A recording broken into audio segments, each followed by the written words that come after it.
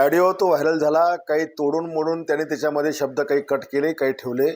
मला वाटतं 21 तारखेला माझ्या मिसेसला एका कार्यक्रमामध्ये हे पुस्तक शिवाजी कोण होता हे कोणीतरी गिफ्ट केलं आणि मला तिने आणि घरी आलं दाखवलं. मी हे वाचलं आणि वाचल्यानंतर छत्रपती शिवाजी महाराजांचा गौरवशाली इतिहास आणि त्या इतिहासाला छेडछाड करून एकेरी भाषेत प्रत्येक पानावर शिवाजी कोण होता, शिवाजी क्षत्रिय होता की नव्हता, शिवाजी मराठा होता की नव्हता, 96 कळस होता का, अशा प्रकारचे अनेक बिछूट प्रश्न याच्यामध्ये उच्चारलेले आहेत.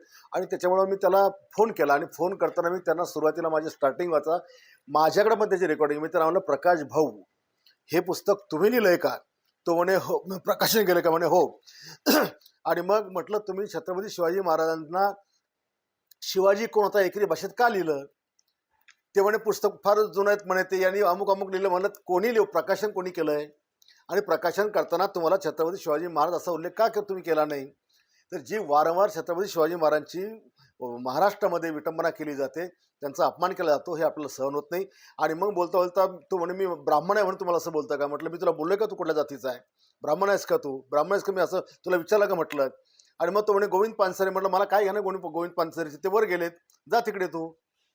तर हे या पद्धतीनं त्यांनी जी मुजुरी ठेवली, मी त्याला विचारत असताना तो जो सारखा मला डिचवत होता आणि त्याच्यामुळे त्याला मी शिव्या हासडल्या.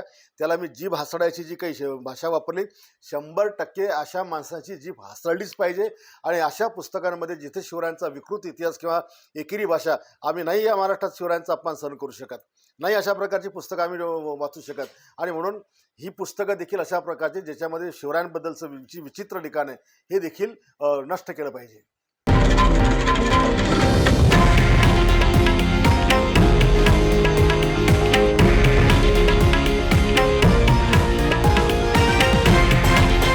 हे आहे देशातील नंबर 1 न्यूज नेटवर्क आणि आपण पाहत आहात TV9 मराठी, एकमेव.